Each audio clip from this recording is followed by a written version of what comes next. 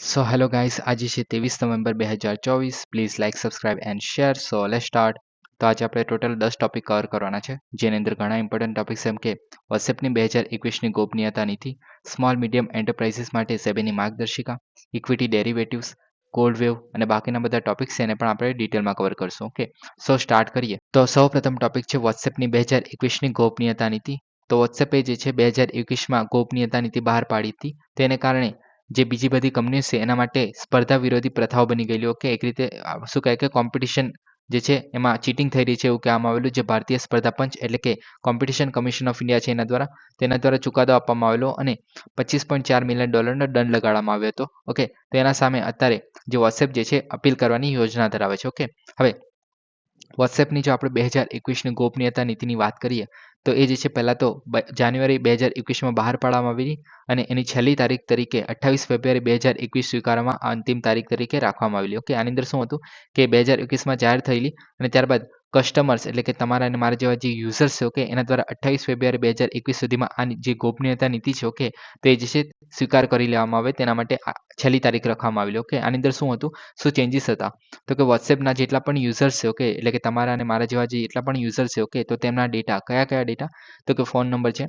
એમના સંપર્કો છે, કોન્ટેક્ટ જે આપણે કહીએ છીએ, ત્યારબાદ વ્યવહારોની જે વિગતો છે ઓકે તો એ બધું જે સામેલ કરીને જે વોટ્સએપના યુઝર છે તેનો યુઝ જે છે એ મેટા તમને બધાને ખબર છે માર્ક ઝકરબર્ગની કંપની છે. ઓકે, તો એની અંદર હેઠળ જ આપણે ફેસબુક આવે છે, ઇન્સ્ટાગ્રામ આવે છે. ઓકે, તો વોટ્સએપના જેટલા પણ ડેટા છે એ મેટાને શેર થશે અને મેટા જે છે ફેસબુક અને ઇન્સ્ટાગ્રામને પણ આ જે ડેટા છે શેર કરશે અને જે વપરાશકર્તાઓને ડેટાની વહેંચણી કરશે. ઓકે, અને ત્યારબાદ જે જાહેરાતો છે એના માટે યુઝ કરવામાં આવશે. ઓકે, તો આ વસ્તુ કરવામાં આવેલું. ઓકે, અને આની અંદર વોટ્સએપ દ્વારા દાવો પણ કરવામાં આવેલો કે જે ખાનગી સંદેશાઓ છે એટલે કે તમારે બીજા કોઈ લોકો જોડે જે ચેટ થતી હોય છે ઓકે તેને એન્ક્રિપ્ટેડ અને સુરક્ષિત રાખવામાં આવશે. ઓકે, અને વ્યવસાયિક સુવિધાઓને સુધારવા માટે આ જે છે એક રીતે જરૂરી અપડેટ કરવામાં મતલબ અપડેટ તરીકે ગણવામાં આવેલું. ઓકે, હવે આ અપડેટની અંદર શું હતું તો કે આ જે છે નીતિ એમાં શું કરવામાં આવેલું કે આ જે છે એક રીતે જબરજસ્તી કરવામાં આવેલી. કેવી રીતે તો કે જો તમે આ જે નીતિ છે એ સ્વીકારો છો ઓકે જો અગ્રીમેન્ટ તમે સ્વીકારો છો તો તમારા જે ડેટા છે એ તમારે આપવા જ પડશે. ઓકે, અને જો નહીં સ્વીકારો તો તમે વોટ્સએપના યુઝ કરી શકો. ઓકે, તો આ રીતે તમને કોઈ ચોઇસ જ નથી આપવામાં આવી. ઓકે, એક રીતે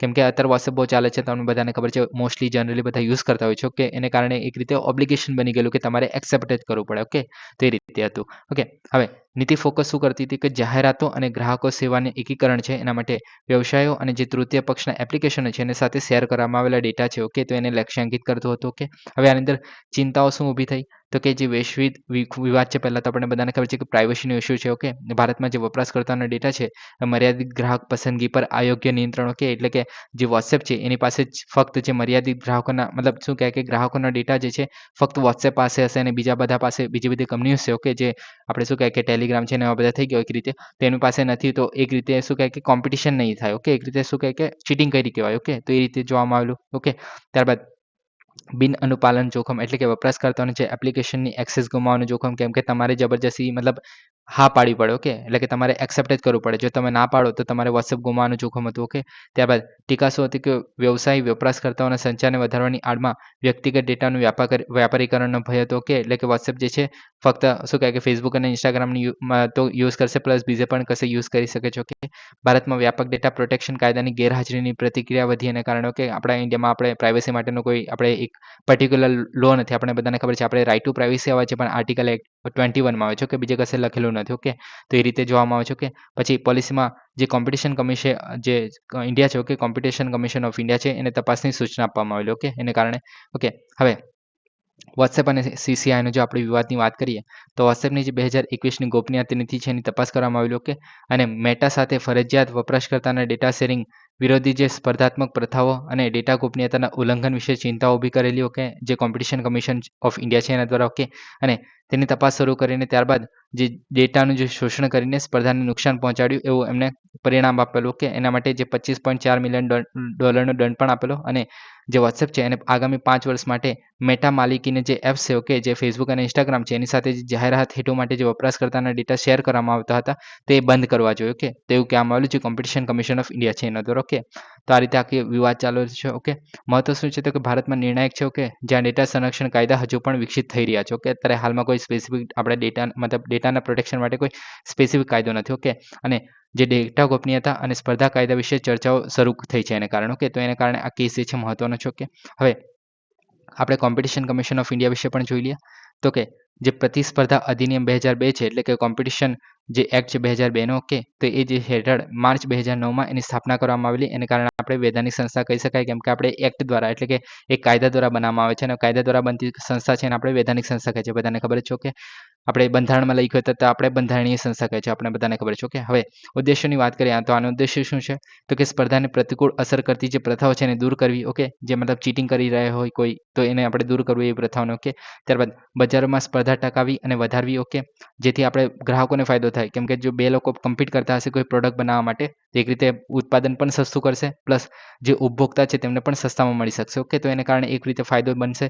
ઓકે, ફાયદો થાય છે. ઓકે, જે કોમ્પિટિશન આપણે બનાવી રાખીએ તો. ઓકે, ઉપભોક્તાના હિતોનું રક્ષણ કરવું. ઓકે, બજારમાં વેપારની સ્વતંત્રતા સુનિશ્ચિત કરવી. ઓકે, ત્યારબાદ સભ્યની વાત કરીએ તો આની અંદર એક સભ્ય હોય છે અને કેન્દ્ર સરકાર દ્વારા નિયુક્ત 6 સભ્યો જોવા મળે છે આની અંદર. ઓકે, કાર્યોની વાત કરીએ તો વૈધાનિક અધિકારીઓને અભિપ્રાય પ્રદાન કરે છે અને સ્પર્ધાની હિમાયતી કરે છે, આપણે બધાને ખબર છે. જાહેર જાગૃતિ બનાવે છે. ઓકે, સ્પર્ધાના મુદ્દાઓને તાલીમ પૂરી પાડે છે. ઓકે, અમુક કરારો અને એન્ટરપ્રાઇઝીસ પરની જે પ્રબળ સ્થિતિ છે એને તપાસ કરે છે. ઓકે, અને જ્યાં AEEC. ઓકે, તો એ જે છે appreciable adverse effect on competition. Okay, એટલે કે કોમ્પિટિશન પર કોઈ પણ પ્રકારની પ્રતિકૂળ અસરો થાય છે કે કેમ. ઓકે, કોઈ વસ્તુને કારણે, કોઈ કરારને કારણે. ઓકે, તે ચકાસવાનું પણ કામ કરે છે. તો આ થઈ ગયું આપણે વોટ્સએપની જે 2021ની ગોપનીયતા નીતિ. ઓકે, તો આ થઈ ગયું. ઓકે, હવે નેક્સ્ટ ટોપિક વિશે આપણે વાત કરીએ. સ્મોલ મીડિયમ એન્ટરપ્રાઇઝીસ માટે સેબીની માર્ગદર્શિકા. તો security and exchange board of India છે એને સ્મોલ એન્ડ મીડિયમ એન્ટરપ્રાઇઝીસ માટે જે ઇનિશિયલ પબ્લિક ઓફરિંગને રોકાણકારો માટે વધુ સુરક્ષિત બનાવવા માટે નવી માર્ગદર્શિકાનો પ્રસ્તાવ મૂક્યો છે. ઓકે, હવે સિક્યુરિટી વિશે સેબી વિશે આપણે અત્યારે જોઈ લીધું છે. ઓકે, SME વિશે આપણે થોડી વારમાં જોઈશું. હવે સૌપ્રથમ આપણે ઇનિશિયલ પબ્લિક ઓફરિંગ એટલે શું વિશે એના વિશે જોઈ લઈએ. તો કે પહેલાં તો આપણને ખબર હોય છે કે ઇનિશિયલ પબ્લિક ઓફરિંગ એટલે કે IPO. ઓકે, તો એ ક્યારે બહાર પાડવામાં આવે છે કે જ્યારે કોઈ કંપની છે એ પોતાનું એક્સપાન્શન કરવામાં માંગે છે, અથવા તો કોઈ નવું પ્રોજેક્ટ બનાવવા માંગે છે, અથવા તો કોઈ નવો પ્લાન્ટ બનાવવા માંગે છે. ઓકે, ત્યારે એ જે છે પોતાનો જે શેર જે છે બહાર પાડે છે. ઓકે, અને આ જે શેર છે એ તમારા અને મારા જેવા જે લોકો છે એ ખરીદે છે. એને કારણે શું થશે કે તમે જે શેર ખરીદ્યા એને કારણે જે કંપની છે એને પૈસા મળશે અને એ કંપનીનો યુઝ કરીને એ પોતાનો બ્રાન્ચ એક્સપાન્શન કરશે, અથવા તો નવો કોઈ પ્રોજેક્ટ ચાલુ કરશે. ઓકે, તે રીતે પોતાનું એક્સપાન્શન કરી શકે છે અને જ્યારે પણ એ પ્રોફિટ થશે. ઓકે, તો તમારી પાસે જે શેર છે એના આધારે તમને પ્રોફિટ જનરેટ કરીને આપશે. ઓકે, તો આ રીતે આખું કામ ચાલતું હોય છે. ઓકે, જે શેર આપણે જે લઈએ છીએ તેના દ્વારા. ઓકે, તો આ થઈ ગયું આપણું ઇનિશિયલ પબ્લિક ઓફરિંગ. ઓકે, હવે ફેરફારોનો જે ઉદ્દેશ્ય છે અનુપાલન વધારવા, જોખમો ઘટાડવા અને જે સ્મોલ મીડિયમ એન્ટરપ્રાઇઝીસ છે એના IPOના સેગમેન્ટમાં પારદર્શિકા સુધારવાનો છે. ઓકે, પણ કેમ તો કે જે તાજેતરના જે વર્ષોમાં છૂટક ભાગીદારો એટલે કે જે લોકલ લોકો છે, એટલે તમારા અને મારા જેવા જે લોકો છે. ઓકે, તે ભાગીદારીમાં વધારો થયો છે એને કારણે. ઓકે, હવે આપણે સૌપ્રથમ જે સ્મોલ મીડિયમ એન્ટરપ્રાઇઝીસનો જે માર્ગદર્શિકાની વાત કરીએ તો જે ન્યૂનતમ IPO કદ જે છે. ઓકે, તો એ જે છે અત્યારે 10 કરોડનું રાખવામાં આવ્યું છે. ઓકે, જે સૌપ્રથમ મતલબ પહેલાં જે છે ફરજિયાત નહોતું, કોઈ પણ નક્કી કરવામાં નહોતું આવ્યું. ઓકે, કોઈ મતલબ ગમે તેટલું IPO તમે બહાર પાડી શકતા હતા. એટલે કે કોઈ કંપની છે એ હાલમાં જો એને IPO બહાર પાડવો હોય તો એ મિનિમમ જે છે 10 કરોડનો હશે. ઓકે, એનાથી નીચું નહીં હોય. ઓકે, પહેલાં એવું કંઈ નક્કી નહોતું, મતલબ ફિક્સ નહોતું કે ભાઈ તમારે 10 કરોડનું પાડો, તમે 5 કરોડનું પણ પાડી શકતા હતા. ઓકે, ત્યારબાદ ન્યૂનતમ IPO એપ્લિકેશનનું કદ વધારીને 4 લાખ કરવામાં આવ્યું છે. ઓકે, પહેલાં જે છે 1 લાખ હતું, એટલે કે જે 10 કરોડ જે આપણે શેર બહાર પાડવામાં આવે છે. ઓકે, તેમાંથી જે તમારા અને મારા જેવા કોઈ લોકો છે, મતલબ જે ઇન્વેસ્ટ કરી શકતા હોય. ઓકે, તો એમને જે છે મિનિમમ 4 લાખ જેટલું જે IPO જે છે ભરવું પડે. ઓકે, એટલે કે મિનિમમ તમારે 4 લાખ જેટલા રૂપિયાનું જે શેર્સ જે છે ખરીદવા પડે. ઓકે, અને પહેલાં જે છે એ 1 લાખ જેટલા હતા. ઓકે, અત્યારે વધીને 4 લાખ કરી દેવામાં આવે છે. ઓકે, હવે પ્રમોટર પ્રતિબંધો એટલે કે આની અંદર શું છે તો કે IPO જે દરમિયાન પ્રમોટર શેરનું વેચાણ જે છે ઇસ્યુ કદના 20% સુધી મર્યાદિત કરવામાં આવે છે. ઓકે, એટલે કે જે 80% જેટલું બી આપણે શેર્સ જે છે એ કોણ કરશે તો કે એની અંદર જે પ્રમોટર્સ જે મતલબ શું કહે કે જેટલા પણ શું કહે કે નજીકના જે પ્રમોટર્સ હશે, જે કંપનીના પ્રમોટર્સ હશે અથવા તો ઇન્વેસ્ટર્સ હશે જે જોડાયેલા હશે કંપની જોડે. કે તો તે બધા જે છે જે IPO બહાર પાડે છે તેનો 80% ભાગ જે છે એ લોકો દ્વારા જ ખરીદવામાં આવશે અને બાકીનો બધા જે 20% જેટલો જે છે એ લોકો માટે ખુલ્લો પાડવામાં આવશે. ઓકે, જે બીજા બધા બહારના જે ઇન્વેસ્ટર્સ છે, બહારના એટલે કે આપણા દેશના જ. ઓકે, પણ બીજા બધા મતલબ બીજા પણ દેશના પણ યુઝ કરી શકે છે આની અંદર, શું કહે કે ઇન્વેસ્ટ કરી શકે છે. પણ 80% જેટલું જે હશે એ જે કંપનીના પ્રમોટર્સ હશે, ઇન્વેસ્ટર્સ હશે નજીકના. ઓકે, તો એમના દ્વારા જ જે છે IPO ખરીદવામાં આવશે. ઓકે, જેથી શું કહે કે આવું કરવાનો ફાયદો શું છે? તો કે 20% જેટલું આપણે શું કહેવાય કે એક રીતે બહુ ઓછી રકમ જે છે આપણે બહારથી લઈ રહ્યા છે, લોકો પાસેથી લઈ રહ્યા છે. ઓકે, પણ એના કારણે આ શું મતલબ 80% જો પોતાની પાસે રાખે તો એક રીતે મતલબ એવું દર્શાવે છે કે ભાઈ કંપની જે છે લાંબા સમય સુધી ચાલવા માંગે છે, પ્લસ જે એક રીતે રિસ્પોન્સિબિલિટી બનશે જેટલા પણ ઇન્વેસ્ટર્સ છે, ઓકે, જે કંપની ચલાવવા માટે કે એ જે છે સિરિયસ છે કંપની ચલાવવા માટે. ઓકે, તો એ રીતે સિરિયસનેસ બતાવવા માટે જે 80% જે શું કહેવાય કે શેર્સ જે છે એ પ્રમોટર્સ અથવા તો જે કંપનીના ઇન્વેસ્ટર્સ જ છે, ઓકે, તો એમના દ્વારા ખરીદવામાં આવે છે. ઓકે, હવે નફાકારકતાની આવશ્યકતાની વાત કરીએ તો આની અંદર શું છે તો કે સ્મોલ મીડિયમ એન્ટરપ્રાઇઝીસ જે છે એ આઈપીઓ પેપર્સ ફાઇલ કરતા પહેલાં, એટલે કે જ્યારે આઈપીઓ બહાર પાડવાની હોય કે તેના પહેલાં 3 મહિનામાંથી 2 વર્ષ માટે, ઓકે, એટલે કે 3 વર્ષથી 2 વર્ષ માટે 3 કરોડથી ઓછામાં ઓછું જે 3 કરોડ જે છે એ ઓપરેટિંગ નફો દર્શાવવો જોઈએ. ઓકે, એટલે કે જો શું કહે કે 3 વર્ષનું થયા હોય એમાંથી 2 વર્ષ 2 વર્ષમાં 3 કરોડ જેટલો નફો હોવો જોઈએ, ઓકે, ઓછામાં ઓછો. ઓકે, ત્યારબાદ એ જે છે આઈપીઓ બહાર પાડી શકે છે, ત્યાં સુધી નહીં પાડી શકે. ઓકે, ત્યારબાદ ડોક્યુમેન્ટની પબ્લિસિટી, ઓકે, એટલે કે આઈપીઓ ઓફર બહાર પાડે, ઓકે, તો એની જે ડોક્યુમેન્ટ લિસ્ટિંગ કરવામાં આવે છે તેના પહેલાં ઓછામાં ઓછા 21 દિવસ માટે જાહેર કરવું જોઈએ, કે જેથી જે લોકો છે એમને ખબર પડી શકે ભાઈ કંપની શું કામ કરે છે, મતલબ એ કેવી રીતે એક્સપાન્ડ કરી રહ્યું છે, પોતાનો શું પ્રોજેક્ટ નવો લાવી રહ્યો છે. ઓકે, તો એ રીતે આપણે મતલબ લોકોને જાણ થાય તો એના આધારે જે છે લોકો આની અંદર ઇન્વેસ્ટ કરી શકે, કે એના માટે બહાર પાડવું જોઈએ. ઓકે, ત્યારબાદ ફંડ યુટિલાઇઝેશન ઓવરસાઇટ, ઓકે, તો એક જે છે કોમ્પ્લાયન્સ મોનિટરિંગ એજન્સી રાખવામાં આવશે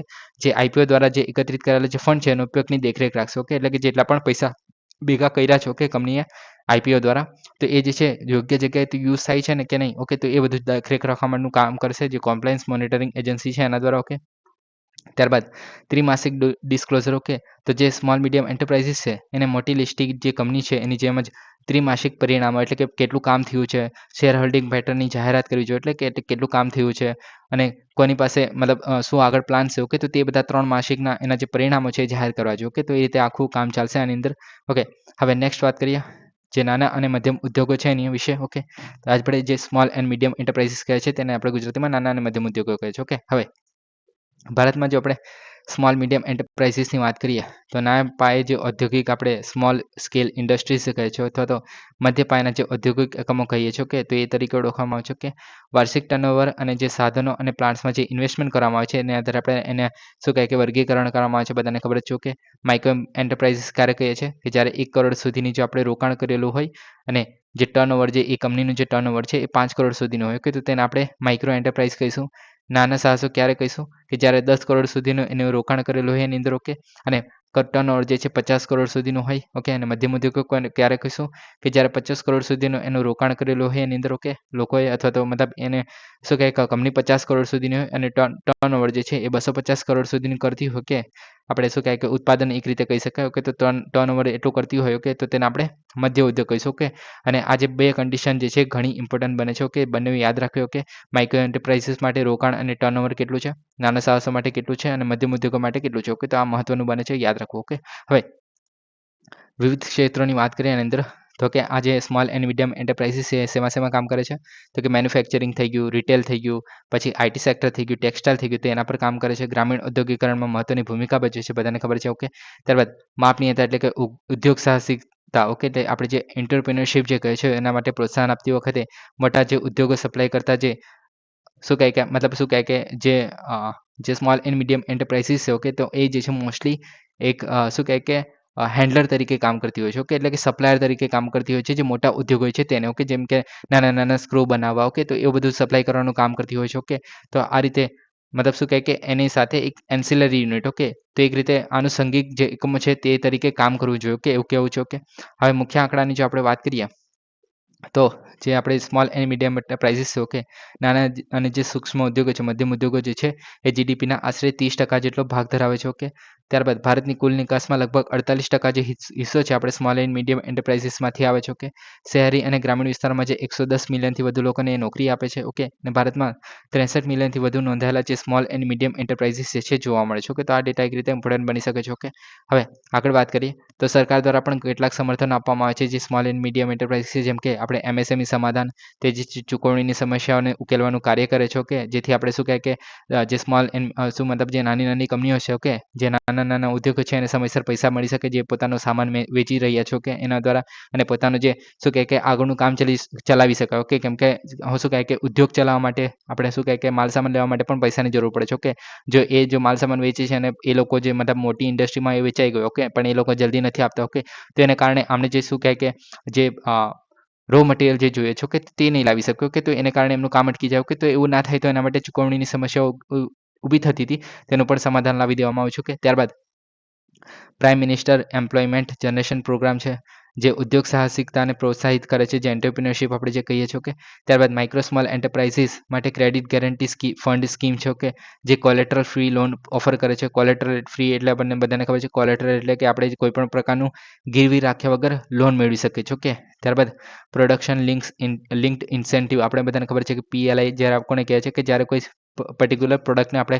જો સરકારને એવું લાગે કે ભાઈ આ પ્રોડક્ટની અત્યારે માર્કેટમાં કમી રહી, મતલબ લોકોને જરૂરિયાત છે, અને એમાં જો આપણે શું કહે કે લિંક ઇન્સેન્ટિવ એ પ્રોડક્ટ માટે જે સરકાર જે છે એક રીતે સબસિડી જેવું પ્રોવાઈડ કરે છે, કે જેથી એનામાં મતલબ આપણે ઉત્પાદન વધારી શકીએ, જેથી લોકોની જરૂરિયાતને પૂરી કરી શકીએ. તો એવું પણ કરવામાં આવે છે જે PLI સ્કીમ છે એના દ્વારા. ઓકે, તે જે છે ઉત્પાદનમાં જે SME છે એને સપોર્ટ કરવાનું કાર્ય કરે છે. ઓકે, પડકારોની વાત કરીએ આની અંદર તો કે ફાઇનાન્સની એક્સેસ. ઓકે, તો બધાને ખબર છે કે સ્મોલ એન્ડ મીડિયમ એન્ટરપ્રાઇઝીસ છે, ઓકે, ઉદ્યોગો છે એ નાના હોય એને કારણે મર્યાદિત ભંડોળના વિકલ્પો હોય છે એની પાસે, અને ઉચ્ચ ઉધાર ખર્ચ હોય છે. ઓકે, એટલે કે મોસ્ટલી જે છે ઉધાર પર ચાલતી હોય છે. ઓકે, ત્યારબાદ મોસ્ટલી ઉધાર એટલે કે આપણે લોન પર ચાલતી હોય છે મોસ્ટલી. ઓકે, ત્યારબાદ ટેકનોલોજી અપનાવી તો કે અદ્યતન તકનીકોનો ઓછો પ્રવેશ હોય છે આની અંદર, કેમ કે નાની કંપનીઓ છે. ઓકે, જટિલ પ્રક્રિયાઓ અને વારંવાર નીતિમાં ફેરફારને કારણે આમાં મતલબ પ્રોબ્લેમ થઈ જાય છે, કેમ કે ગવર્મેન્ટ પણ ઘણીવાર પોતાની પોલિસીસ જે છે ચેન્જ કરતી રહેતી હોય છે. ઓકે, ત્યારબાદ મોટા પાયાના ઉદ્યોગો અને આંતરરાષ્ટ્રીય જે ખેલાડીઓ છે એના સાથે સ્પર્ધા કરવી એના માટે મુશ્કેલી બને છે. ઓકે, તો આ રીતે આખી જે આપણે સ્મોલ એન્ડ મીડિયમ એન્ટરપ્રાઇઝીસ છે જે એ કામ કરે છે. ઓકે, હવે નેક્સ્ટ ટોપિક છે ઇક્વિટી ડેરિવેટિવ્સ. તો security and exchange board of ઇન્ડિયાએ ઇક્વિટી ડેરિવેટિવ્સ માટે માળખાને વધારવા માટે 6 મુખ્ય સુધારા રજૂ કર્યા છે, જેને સામાન્ય રીતે ઇક્વિટી ફ્યુચર એન્ડ ઓપ્શન્સ તરીકે ઓળખવામાં આવે છે. ઓકે, હવે આ જે માળખું છે એના પગલાં જે છે 3 પગલાં એ 20 નવેમ્બર 2024 સુધીમાં લાગુ થશે, અને બાકીના જે પગલાં છે 2025માં લાગુ કરવામાં આવશે. ઓકે, હવે આપણે સૌપ્રથમ ઇક્વિટી ડેરિવેટિવ વિશે વાત કરીએ. તો કે ઇક્વિટી ડેરિવેટિવ કોને કહેવામાં આવે છે? તો કે નાણાકીય સાધનો કે જે સ્ટોક જેવી અંડરલાઇનિંગ એસેટની કિંમતની હિલચાલમાંથી તેનું મૂલ્ય મેળવે છે. ઓકે, હવે વ્યાખ્યાનમાં ના ખબર પડે તો વાંધો નહીં, આપણે એકદમ સિમ્પલ ઉદાહરણથી સમજી લઈએ. ઓકે, હવે પહેલાં આપણે ખબર જ જોઈએ છે સ્ટોક શું છે. ઓકે, સ્ટોક એટલે કે તમે એક રીતે શેર ગણી લો. ઓકે, શેર અને સ્ટોક જે છે આપણે ઇન્ટરચેન્જેબલી યુઝ કરતા હોય છે. ઓકે, સ્ટોક આપણે એવું કહેવામાં આવે છે કે ધારો કે કોઈ એક કરતાં વધારે કંપની છે, ઓકે, માઇક્રોસોફ્ટ છે, એપલ છે, ગૂગલ છે. ઓકે, તો એના જે અલગ અલગ જે શું કહે કે શેર્સ છે. ઓકે, તો એને આપણે એક સાથે બોલવું જોઈએ, મતલબ બોલીએ તો કે મારી પાસે આટલી મતલબ અલગ અલગ કંપનીના સ્ટોક પડેલા છે. ઓકે, તો એવી રીતે બોલી શકાય છે. અને જે આપણે શેરની જ્યારે વાત કરીએ તો પર્ટિક્યુલર એક કંપનીની વાત કરતા હોય છે. ઓકે, એમાં કન્ફ્યુઝ થવાની જરૂર નથી. ઓકે, એટલું બધું એની અંદર પડવાની જરૂર નથી. ઓકે, સ્ટોક એટલે તમે શેર પણ કરી શકો છો. ઓકે, હવે શેર શું હોય છે બધાને ખબર છે. ઓકે, કે કોઈ કંપની છે, આપણે ત્યારે આગળ જ વાત કરી કે IPO બહાર પાડવામાં આવે છે, તો એ શેર બહાર પાડવામાં આવે એવું કહી શકાય. ઓકે, તે શેરમાં આપણે ઇન્વેસ્ટમેન્ટ કરીએ છીએ. ઓકે, તો એ જે શેરમાં જે ઇન્વેસ્ટમેન્ટ કર્યું છે. ઓકે, હવે આ જે શેર છે એનું પણ એક રીતે ટ્રેડિંગ થતું હોય છે. ઓકે, જે આપણે શેર માર્કેટ કહીએ છીએ, કે જે આપણે શેર ખરીદતા લેતા વેચતા હોય છે. ઓકે, તો એનું આપણે ટ્રેડિંગ કરતા હોય છે. ઓકે, તો આની અંદર જ આપણે ઇક્વિટી ડેરિવેટિવ્સ આવે છે. ઓકે, આની અંદર આપણે ઉદાહરણની વાત કરીએ ધારો કે, તો આપણે માની લો કે આપણી પાસે એપલના જે કોઈ શેર છે. ઓકે, હવે આમાં સૌપ્રથમ ઓપ્શન જોવા મળે છે ફ્યુચર કોન્ટ્રાક્ટ્સનો. ઓકે, હવે આના કોન્ટેક્સમાં આપણે વાત કરશું. ઓકે, ફ્યુચર કોન્ટ્રાક્ટમાં શું હોય છે? તો કે ફ્યુચર કોન્ટ્રાક્ટમાં હોય છે કે ધારો કે કોઈ શેર છે. ઓકે, એની હાલની કિંમત જે છે, ધારો કે માની લો કે 50 રૂપિયા છે. ઓકે, આ એક શેર છે અને એની અત્યારે હાલની કિંમત જે છે 50 રૂપિયા છે. પણ હવે તમે જે આપણે શેર જે અત્યારે તમે ખરીદ્યો નથી. ઓકે, પણ તમે એવું કહો છો કે ભાઈ મેં આટલી ડેટ 3 મહિના પછી, માની લો કે 3 મહિના પછી તમે એ જે શેર છે જે છે 50 રૂપિયામાં ખરીદશો. ઓકે, અને જે 3 મહિના થાય છે. ઓકે, અને તમે જે મતલબ 3 મહિના પછી આ શેરની કિંમત જે છે હાલમાં માની લો કે 70 રૂપિયા થઈ ગઈ. ઓકે, પણ તમે પહેલેથી આ કોન્ટ્રાક્ટ કરી લીધેલો કે તમે જે છે સ્પેસિફિક ડેટ પર 3 મહિના પછી તમે કોઈ સ્પેસિફિક ડેટ આપેલી, એના પર તમે આ જે છે 50 રૂપિયામાં ખરીદશો એવું પહેલેથી તમે ડિસાઇડ કરી રાખ્યું છે, અને જે વેચનાર છે એની સાથે પણ વાત કરી દીધી છે. ઓકે, આને તમને જે તમે જ્યારે કોન્ટ્રાક્ટ લેતા હતા, તમે જ્યારે જે કોન્ટ્રાક્ટ કરતા હતા ત્યારે નથી આ ખરીદતા, પણ જે તમે સ્પેસિફિક ડેટ ડિસાઇડ કરી હોય છે ત્યારે તમે આ વસ્તુ ખરીદો છો. આ શેર જે છે તમે ખરીદશો. ઓકે, પણ હવે જે માર્કેટમાં જે છે એની કિંમત ₹70 છે, છતાં પણ એ જે વ્યક્તિ છે એને ₹50 જ આપવું પડશે, કેમ કે તમે જે છે કોન્ટ્રાક્ટ કરેલો કે તમે 3 મહિના પછી આ વ્યક્તિ પાસે આટલી તારીખે તમે ₹50 આ જે છે શેર જે છે ખરીદશો. ઓકે, હવે તમારી પાસે જે છે ₹50 મતલબ શું કહે કે તમે આ ₹50 ખરીદશો અને તમે પછી એને જે છે ₹70 વેચીને પછી તમે પ્રોફિટ મેળવી શકો છો. ઓકે, તો આ રીતે આને જે ફ્યુચર ટ્રેડિંગ કહેવામાં આવે છે. ઓકે, તો આ થઈ ગયું. તો આ રીતે આખું આ કામ કરે છે. ઓકે, આની અંદર શું હતું તો કે નાણાકીય સાધનો જેમ કે આપણે સ્ટોક જે કે શેર કહી શકો કે તો એવી જે અંડરલાઇનિંગ એસેટ છે. ઓકે, તેની જે કિંમતની હિલચાલ. ઓકે, કિંમતની હિલચાલ કઈ તો કે 50 થી 70 થઈ ગયો. ઓકે, તો આ જે ચેન્જીસ થયા એને જે છે તેનું મૂલ્ય મેળવે છે. ઓકે, તો આ રીતે આખું કામ કરતું હોય છે, જેને આપણે ઇક્વિટી ડેરિવેટિવ્સ કહેવામાં આવે છે. ઓકે, આની અંદર શું છે, આનો હેતુ શું છે તો કે જોખમનું સંચાલન કરવા માટે, અનુમાન અને પોર્ટફોલિયો ઓપ્ટિમાઇઝેશન માટે એનો ઉપયોગ કરવામાં આવે છે. જે આપણે સ્ટોક માર્કેટ મતલબ શેર માર્કેટમાં લોકો જે કરતા હોય છે. ઓકે, પ્રોફિટ જનરેટ કરવાનું કામ. ઓકે, તો એ મોસ્ટલી થતું હોય છે. જે સમનીને સીધી માલિકી વિના. ઓકે, આની અંદર ઇક્વિટી બજારોમાં સાથે જોડાવાને મંજૂરી આપે છે. ઓકે, તમે જોયું કે તમે જે છે જ્યારે કોન્ટ્રાક્ટ કરતા હતા ત્યારે તમારે એ જે છે શેર તમે ખરીદી નહોતો લીધો. ઓકે, પણ તમે ફ્યુચરમાં ખરીદશો એવી ખાલી વાત જ કરેલી. ઓકે, તમારી કોઈ પણ પ્રકારની સીધી માલિકી નથી, તેમ છતાં તમે આને જે છે રીતે શેર માર્કેટમાં જોડાયા પ્લસ તેનું ખરીદ વેચાણ થયું. ઓકે, તો આ રીતે આખું જે ઇક્વિટી ડેરિવેટિવ્સ છે એ કામ કરે છે અને આ રીતે જે છે ફ્યુચર કોન્ટ્રાક્ટ જે છે એ થાય છે. ઓકે, તો આ તમે સમજી ગયા. આપણે વાંચી લઈએ તો કે પૂર્વ નિર્ધારિત કિંમત પર તારીખે અંડરલાઇનિંગ જે ઇક્વિટી એસેટ્સ છે, જેમ કે આપણે શેરની વાત કરીએ અહીંયા. ઓકે, તે એ વ્યવહાર કરવા માટે ખરીદદાર અને જે વેચાણ કરતા છે બંધાયેલા કરાર જોવા મળે છે. ઓકે, આની અંદર ઉદાહરણોની વાત કરીએ તો કે સ્ટોક તરીકે જે BSE છે, S&P જે ફ્યુચર્સ છે, નિફ્ટી IT ફ્યુચર્સ છે. ઓકે, તો આ બધા જે છે કામ કરતા હોય છે. ઓકે, હવે આગળ બીજા બધા ઘણા અંદર આની અંદર ઓપ્શન જોવા મળે છે. ઓકે, ઇક્વિટી ડેરિવેટિવ્સના અલગ અલગ પ્રકાર જોવા મળે છે, જેમાં સૌપ્રથમ છે આપણે ફોરવર્ડ ટ્રેડિંગ જોયું, પછી વિકલ્પ ઓપ્શનમાં જોવા મળે છે. ઓકે, તો આની અંદર જે ધારક છે એ સમાપ્તિ તારીખ પહેલા. ઓકે, અથવા તો તેના તારીખે ચોક્કસ કિંમતે સંપત્તિ ખરીદવા માટે કોલ વિકલ્પ અથવા તો વેચવાનો જે પુટ વિકલ્પ છે એ અધિકાર ધરાવે છે. ઓકે, પરંતુ જવાબદારી નહીં. ઓકે, આની અંદર શું જોવા મળે છે, આપણે સૌપ્રથમ કોલ વિકલ્પની જો વાત કરીએ તો આની અંદર શું થાય છે તો કે કોલ વિકલ્પ શું છે તો કે આપણે માની લો કે કોઈ આપણે શેર છે. ઓકે, જે અત્યારે હાલમાં ₹100 મળે છે. ઓકે, હવે તમે જે છે આ કોઈ કંપની છે. ઓકે, એનો શેર છે, તમે કોઈ સ્ટોક માની લો કે સ્ટોક છે અથવા તો શેર છે. ઓકે, જે હાલમાં જે છે ₹100 છે. ઓકે, અને આ કંપની પાસે તમે જે છે કોલ ઓપ્શન લો છો. ઓકે, એના માટે કોલ ઓપ્શન લેવા માટે તમારે પ્રીમિયમ ભરવું પડે. ઓકે, માની લો કે ₹10 તમે પ્રીમિયમ ભરો છો. ઓકે, તો આ પ્રીમિયમ લઈને તમે આ જે છે એક રીતે શેર અથવા તો જે આપણે શું કહેવાય કે કોલ ઓપ્શન જે છે લો છો આ પર્ટિક્યુલર શેર માટે. ઓકે, હવે આમાં ડિસાઇડેડ હશે કે કેટલા શેર લેવાના છે બધું. ઓકે, હવે આની અંદર શું થશે કે જ્યારે ફ્યુચર ડેટમાં આની જે કિંમત જે છે માની લો કે 150 થઈ જાય છે. ઓકે, હવે 150 તો થઈ ગઈ છે. ઓકે, હવે આ જે છે તમારો જે છે એક રીતે અધિકાર હતો. ઓકે, અધિકાર ઇન ધ સેન્સ કે તમે જ્યારે ઓપ્શન લેતા હતા, કોલ ઓપ્શન જ્યારે લેતા હતા ત્યારે આ જે છે તમારો અધિકાર હતો કે તમે એને લો. ઓકે, મતલબ ખરીદો. ઓકે, એ તમારો અધિકાર હતો, પણ એ જવાબદારી નથી. ઓકે, જવાબદારી ઇન ધ સેન્સ કે ગેરંટી નથી આપી તમે કે તમે એ ખરીદશો છો. કે એ રીતે પ્રમાણે તમે ગેરંટી નથી આપી, પણ તમે જે છે ખરીદવાનો અધિકાર ધરાવો છો. ઓકે, હવે અત્યારે મતલબ શું કહે કે ₹100 હતો પણ અત્યારે જે છે ₹150 થઈ ગયો છે. ઓકે, પછી તમે જે છે કોલ ઓપ્શન લીધેલો. ઓકે, એને કારણે તમે ₹10 એના પર પ્રીમિયમ ભરેલો. ઓકે, હવે ₹10 પ્રીમિયમ ભરીને તમે જે છે કોલ વિકલ્પ લીધેલો, એટલે એને કારણે શું થશે કે તમે ₹100 જે શેર જે છે એ તમે 150 પર વેચી શકશો. ઓકે, એને કારણે જે છે આમાં મતલબ તમને ₹50 ફાયદો થશે. ઓકે, અને ₹50માંથી આપણે જો માની લઈએ કે ₹10 જે છે પ્રીમિયમના કાપી લઈએ તો ₹40 ફાયદો થશે. ઓકે, તો આ રીતે એક રીતે છે તમને જે છે ₹40 ફાયદો થશે. આનાથી કંપનીને શું ફાયદો તો કે એને જે ₹10 પ્રીમિયમ મળ્યા. ઓકે, એને તો મતલબ ગેરંટી નથી, નુકસાન પણ થઈ શકતું હતું. ઓકે, પણ એની જગ્યાએ જે છે ₹10 પ્રીમિયમ ભર્યા એને કારણે મતલબ પ્રીમિયમ મળ્યા એને કારણે કંપનીને પણ ફાયદો થાય છે પ્લસ તમારો પણ પ્રોફિટ થાય છે. ઓકે, એ તમારા પર છે. ઓકે, તો એ રીતે આખું ચાલતું હોય છે. કોલ ઓપ્શન એના સિવાય પુટ વિકલ્પ. ઓકે, પુટ વિકલ્પમાં એનું ઉલટું હોય છે. ઓકે, આની અંદર ખરીદવાનું હોય છે જે કોલ વિકલ્પ છે એની અંદર, આની અંદર વેચવાનું હોય છે. ઓકે, આની અંદર સિનારીઓ આખો ઉલટો થઈ જાય છે. ઓકે, હવે ત્યારબાદ સ્વેપ ફાળીની વાત કરીએ તો કે કરારો જ્યાં પક્ષો અંતર્ગત ઇક્વિટી એસેટના વળતરના આધારે રોકડ જે પ્રવાહ છે એનું વિનિમય કરે છે. ઓકે, જેને હેજિંગ અથવા તો રોકાણના હેતુ માટે વપરાય છે. ઓકે, હવે આને જો આપણે એકદમ સિમ્પલ ભાષામાં સમજીએ. ઓકે, તો માની લો કે રાજ છે. ઓકે, અને ટીના છે. ઓકે, હવે રાજ એવું કહે છે ટીનાને કે ભાઈ જો કોઈ માની લો કે કોઈ ગેમ છે, માની લો કે ક્રિકેટ છે. ઓકે, હવે ક્રિકેટની કોઈ સ્પેસિફિક ટીમ માની લઈએ. ઓકે, તો કે એ જે ક્રિકેટની ટીમ એ છે. ઓકે, એ જે છે 10 મેચ જીતી જશે તો જે રાજ જે છે એ ટીનાને ₹100 આપશે. ઓકે, અને ટીના જે છે હવે દર વર્ષે એટલે કે જ્યાં સુધી આ ક્રિકેટ મતલબ ટીમ જે છે જીતી નહીં જાય 10 ગેમ, ઓકે, ત્યાં સુધી જે ટીના જે છે એ રાજને ₹50 ઇન્ટરેસ્ટ આપ્યા કરશે, ઓકે, એક રીતે માની લઈએ, ઓકે, ₹50 જે છે ઇન્ટરેસ્ટ આપશે, ઓકે.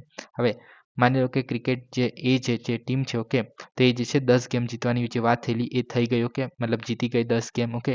તો રાજે જે છે ટીનાને ₹100 તો આપવાના જ હતા, ઓકે, અને ટીના જે છે દર મહિને અથવા તો દર વર્ષે જે ₹50 આપતી હતી જ્યાં સુધી જીતી નહીં ગયા, ઓકે, તો એ જે સેટલમેન્ટ કરીએ તો રાજે જે છે એ ₹50 જે છે ટીનાને આપવાના રહે છે, ઓકે. તો આ રીતે સેટલમેન્ટ થાય છે, ઓકે. હવે આના ફાયદા નુકસાનમાં આપણે નથી પડવું, આ રીતે આ જે સ્વેપ એગ્રીમેન્ટ જોવા મળે છે, ઓકે. હવે ત્યારબાદ ફોરવર્ડ્સ, તો આ પણ જે છે ફ્યુચર જેવું જ કામ કરે છે, પણ આની અંદર બિનમાનક અને કાઉન્ટર પર ટ્રેડેડ હોય છે, ઓકે. હવે આની અંદર એટલે બધે અંદર પડવાની જરૂર નથી, ઓકે. તો આ રીતે જે આપણે ઇક્વિટી ડેરિવેટિવ્સ છે એ કામ કરતા હોય છે, ઓકે. આઈ થિંક મેં સમજાવી ચૂક્યો છું, ઓકે. હવે સેબીની જો આપણે વાત કરીએ, security and exchange board of India, okay, તો 1992માં ભારત સરકાર દ્વારા સ્થાપિત જે વૈધાનિક નિયમનકારી સંસ્થા છે, ઓકે, જે સેબી એક્ટ 1992 છે એના દ્વારા વૈધાનિક સત્તાઓ આપવામાં આવી છે. આપણને બધાને ખબર છે કે સેબી એક્ટ 1992ને આધારે બની છે, એને કારણે વૈધાનિક નિયમનકારી સંસ્થા કહેવાય, ઓકે. ભારતમાં જે સિક્યોરિટી માર્કેટ છે એનું નિયમન કરતું હોય છે, શેર માર્કેટ જે આપણે કહીએ છીએ, ઓકે. સિક્યોરિટીઝમાં રોકાણકારોને હિતોનું રક્ષણ કરતી હોય છે, તમારા અને મારા જેવા જે રોકાણકારો છે તેમનો, ઓકે. અન્યાયી પ્રથાઓ સામે એના પર તપાસ કરતી હોય છે, ઓકે. આની અંદર 3 જૂથોની આવશ્યકતા પૂર્ણ કરે છે, જેમાં ઇશ્યુઅર્સ છે, ઓકે. ઇશ્યુઅર્સ એટલે કે જે કાર્યક્ષમ અને ન્યાયી ભંડોળ ઊભું કરવા માટે બજાર પ્રદાન કરે, ઓકે છે, ઓકે. એટલે કે ઇશ્યુઅર્સ એટલે કે જે આઈપીઓ બહાર પાડતા હોય છે, જે કંપની જે આપણે કહીએ છીએ કે તેની વાત કરવામાં આવે છે. ત્યારબાદ મધ્યસ્થીઓ એટલે કે જે સ્પર્ધાત્મક બજાર ઓફર કરે છે, ઓકે. વ્યવસાયિકો જે છે અને સ્પર્ધાત્મક બજાર જે ઓફર કરે છે, અને ત્યારબાદ રોકાણકારો એટલે કે તમારા અને જે મારા જેવા તે સચોટ માહિતીનું રક્ષણ કરવાનું અને સપ્લાય કરવાનું, તો આ બધું જે છે સેબી દ્વારા હેન્ડલ કરાતું હોય છે, ઓકે. આની અંદર ઇશ્યુઓ, મધ્યસ્થીઓ અને રોકાણકારો તો બધા આવી જાય છે, ઓકે. ત્યારબાદ સેબીની સત્તાઓની વાત કરીએ તો અર્ધન્યાયિક સત્તાઓ જોવા મળે છે એની પાસે, ઓકે. છેતરપિંડી અને અનૈતિક વ્યવહાર છે એના કિસ્સામાં ચુકાદાઓને પસાર કરે છે, ઓકે. સિક્યોરિટી માર્કેટમાં પારદર્શિતા, જવાબદારી અને નિષ્પક્ષતા જાળવવાનું કાર્ય કરે છે, ઓકે.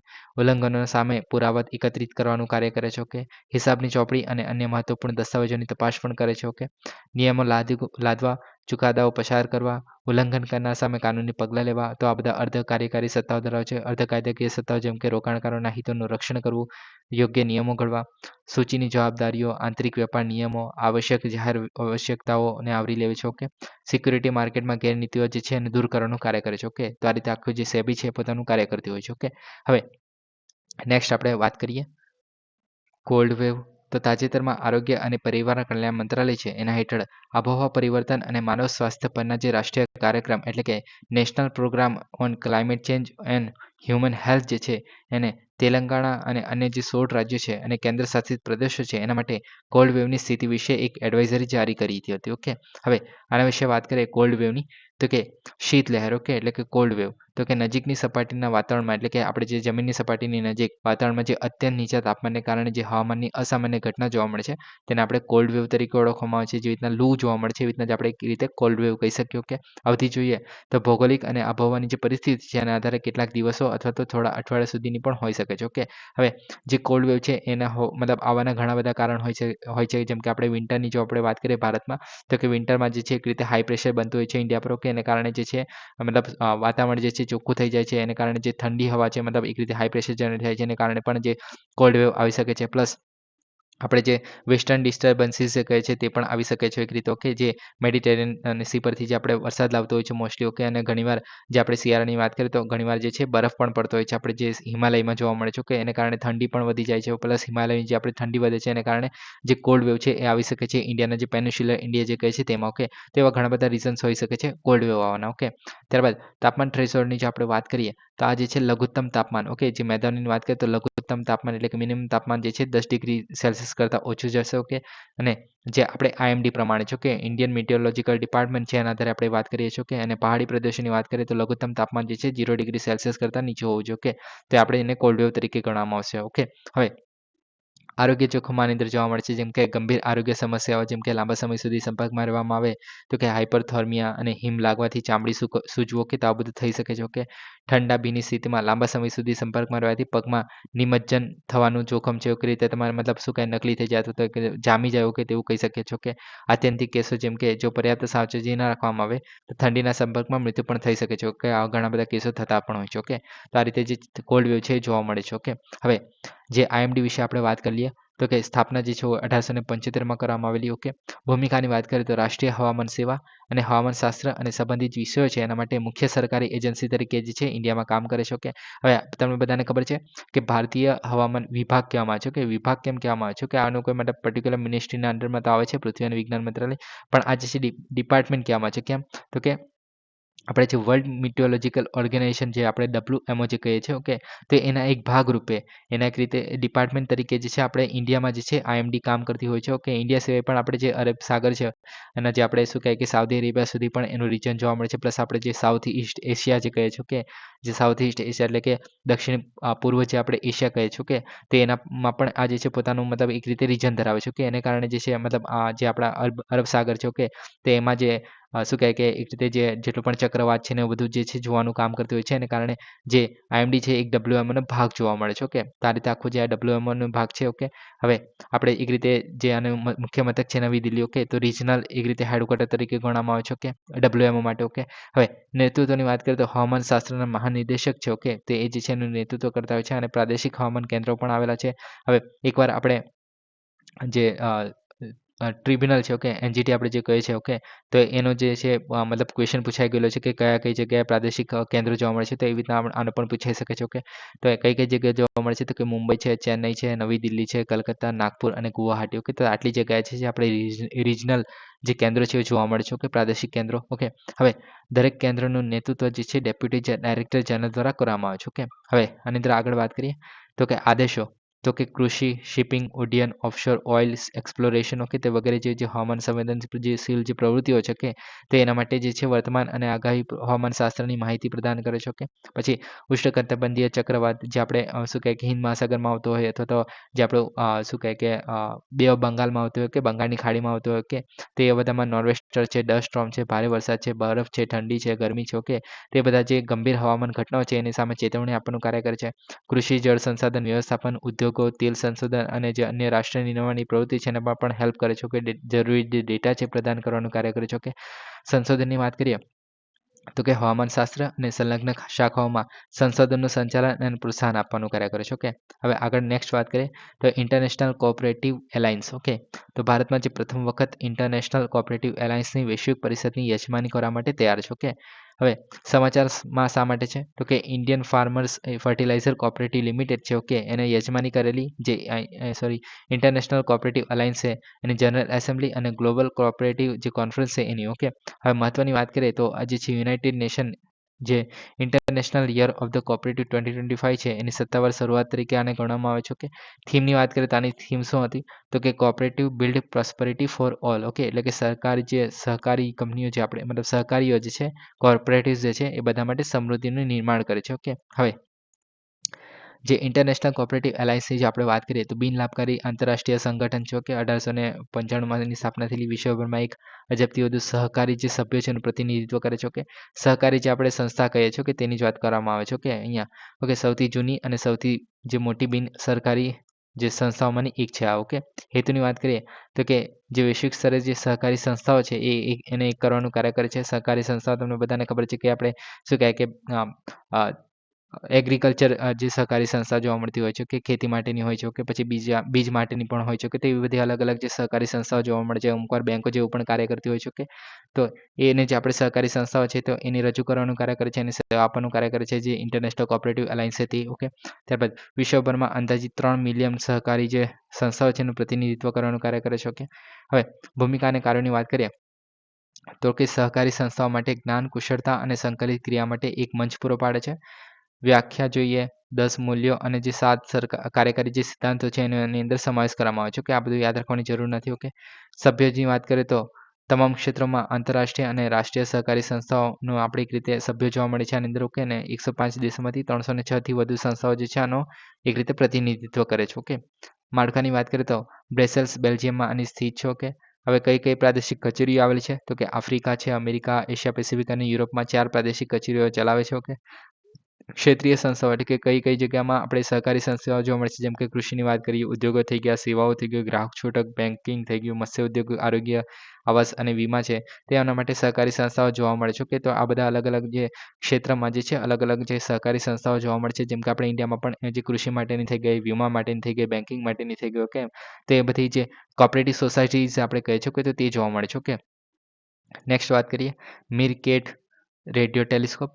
તો કોસ્મોલોજીકલ ઇવોલ્યુશન સર્વેના ક્ષેત્રમાં વિશાળ રેડિયો આકાશગંગાઓની તપાસ કરવા માટે ખગોળશાસ્ત્રીઓનો આંતરરાષ્ટ્રીય ટીમે મેરિકેટ રેડિયો ટેલિસ્કોપનો ઉપયોગ કર્યો છે. ઓકે, હવે મેરિકેટ રેડિયો ટેલિસ્કોપની આપણે જો વાત કરીએ તો ઉત્તરી કેપ પ્રાંત જે દક્ષિણ આફ્રિકા છે ત્યાં આજે છે જોવા મળ્યું છે. ઓકે, હવે પ્રારંભિક નામ આનું જે છે કોરો એરે ટેલિસ્કોપ હતું. ઓકે, શરૂઆતમાં એની અંદર 20 રિસેપ્ટર જ રાખવાની યોજના હતી. રિસેપ્ટર એટલે કે તમે આજે ડિશ જોવા મળે છે તેને રિસેપ્ટર કહેવામાં આવે છે. ઓકે, તો એ રાખવાની પ્લાન હતો, પણ ત્યારબાદ બજેટમાં 64 જેટલા રિસેપ્ટર એને મંજૂરી આપવામાં આવી, એને કારણે નામ ચેન્જ કરીને મિરકેટ આપવામાં આવ્યું. ઓકે, હવે મહત્વની વાત કરીએ તો સેન્ટીમીટર તરંગ લંબાઈ પર સૌથી શક્તિશાળી રેડિયો ઇન્ફ્રામીટર જે છે આની અંદર જોવા મળે છે. ઓકે, હવે આનું કામ શું છે તો કે વૈશ્વિક સ્ક્વેર કિલોમીટર એરે જે છે એ પ્રોજેક્ટમાં દક્ષિણ આફ્રિકાના યોગદાનનો એક ભાગ છે. ઓકે, અને મધ્ય આવર્તન ઘટક માટે જોવા મળે છે. ઓકે, હવે વૈજ્ઞાનિક ઉપયોગ શું છે તો આ તમે ખાલી યાદ રાખી શકો છો, આની અંદર ઇમ્પોર્ટન્ટ છે. ઓકે, તો કે બ્રહ્માંડની જે ઉત્ક્રાંતિનો જે અભ્યાસ કરવા માટે અવકાશમાંથી જે રેડિયો સિગ્નલો આવે છે તેનો ઉપયોગ કરે છે. ઓકે, એટલે કે એને મતલબ કેચ કરવાનું કાર્ય કરે છે. ઓકે,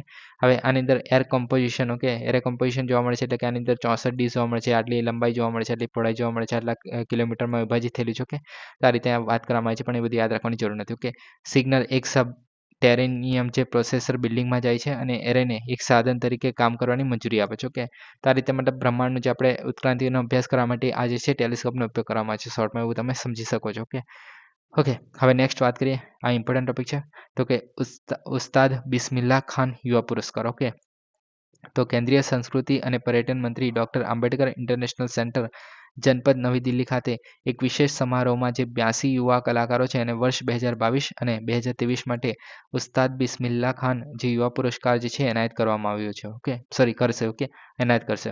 ઓકે, હવે ઉસ્તાદ બિસ્મિલ્લાહ ખાનની જો આપણે યુવા પુરસ્કારની જો આપણે વાત કરીએ તો કોના દ્વારા સંસ્થાપિત છે તો કે સંગીત નાટક અકાદમી દ્વારા સ્થાપના 2006માં કરવામાં આવી હતી. હેતુની વાત કરીએ તો વિવિધ ક્ષેત્રમાં યુવા કલાકારોને પ્રોત્સાહિત કરવા માટે પ્રોત્સાહિત કરવા માટે આપવામાં આવે છે. ઓકે, એક રીતે.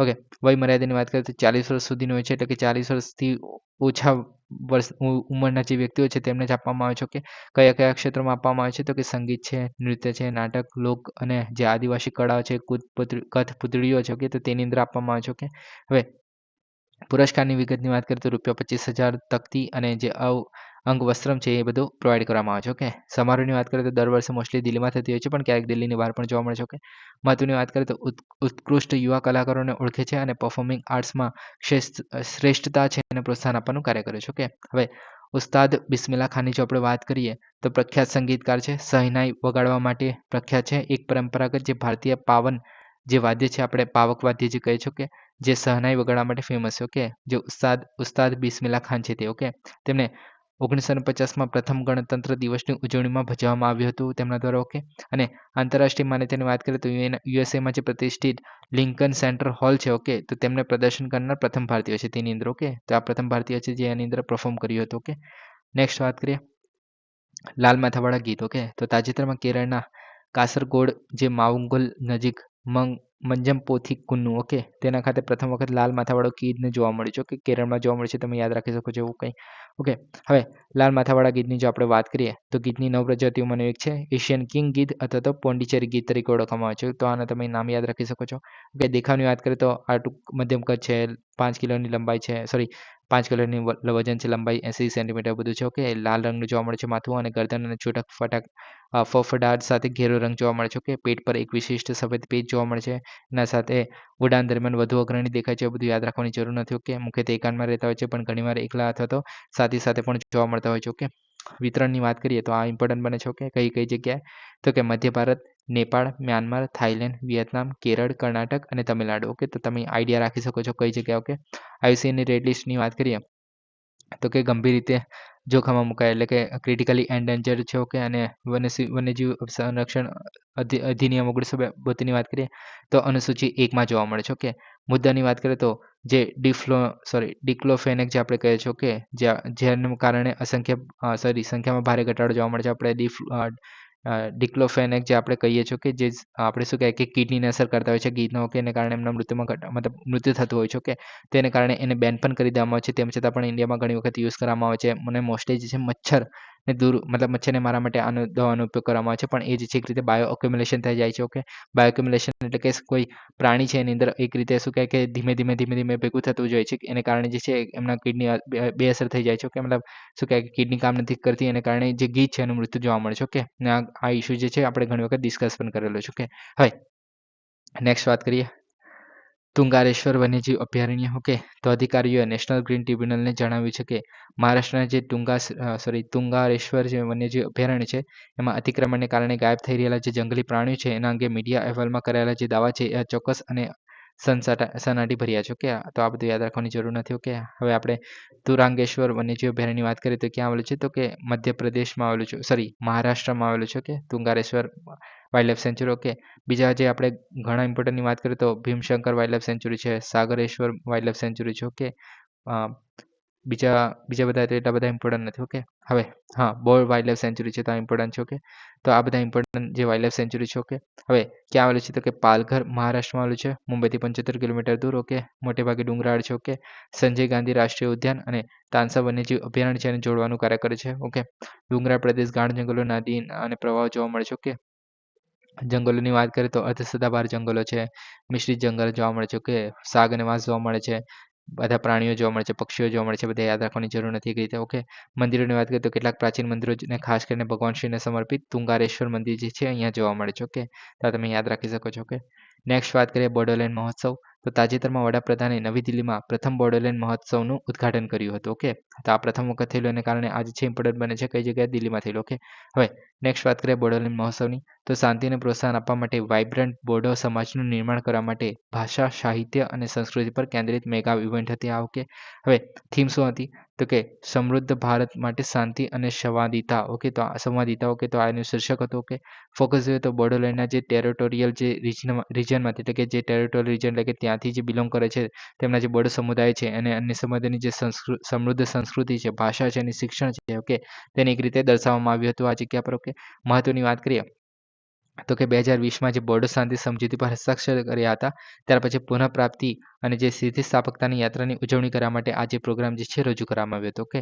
ઉદ્દેશ્યની વાત કરીએ તો બોડોલેન્ડના જે સમૃદ્ધ સાંસ્કૃતિક અને ભાષાકીય જે વારસો છે એને મૂડી બનાવવાનું છે, ઇકોલોજીકલ જે વિવિધતાને હાઇલાઇટ કરવાનું છે અને પ્રવાસન એટલે કે પ્રદેશની જે પ્રવાસન ક્ષમતા છે એ દર્શાવવાનું કાર્ય કરે છે ઓકે. નેક્સ્ટ વાત કરીએ બોડો જનજાતિ વિશે ઓકે. તો આસામને જે અગાઉ પ્રાંગત જ્યોતિષપુર અને કામરૂપમાં વસવાટ કરવા માટે મોટો સૌથી પહેલો જાણીતો વંશીય જૂથ છે આ ઓકે. વિશિષ્ટ સંસ્કૃતિ અને ભાષાકીય લાક્ષણિકતા દર્શાવે છે કે ઇન્ડો મેંગોલોઇડ્સ અથવા તો ઇન્ડો ટિબેટીના મોંગોલોઇડ સ્ટોકના જે છે એક રીતે વંશ ગણી શકાય ઓકે. ભાષાની વાત કરીએ તો ટિબેટો બર્મન જે ભાષા છે એ બોલે છે ઓકે. ઉત્તર અને પૂર્વ બંગાળ, આસામ અને બર્મામાં જોવા મળતા હોય છે મોસ્ટ ઓકે. પ્રાદેશિક નામની વાત કરીએ તો બોડો અથવા તો બોરો તરીકે ઓળખવામાં આવે છે બ્રહ્મપુત્રની ખીણમાં ઓકે. અને નીચલું આસામ, પશ્ચિમ બંગાળ અને નેપાળમાં મેચીસ તરીકે ઓળખવામાં આવે છે ઓકે. હવે આમને જે શું કહેવાય બોડોલેન્ડ ટેરેસ્ટ્રીયલ ઓટોનોમસ ડિસ્ટ્રિક્ટની વાત કરીએ તો એ જે છે કોકરઝાર, ચિરાંગ, બક્સા, ઉદાલગુર ઓકે. તો આ બધા એમને જે છે એક રીતે ટેરિટોરિયલ શું કહેવાય ઓટોનોમસ ડિસ્ટ્રિક્ટ તરીકે છે ઓકે. સો ગાઈઝ આજ માટે આટલું છે. Please subscribe, like and share. Thank you for listening. જય હિન્દ, વંદે માતરમ.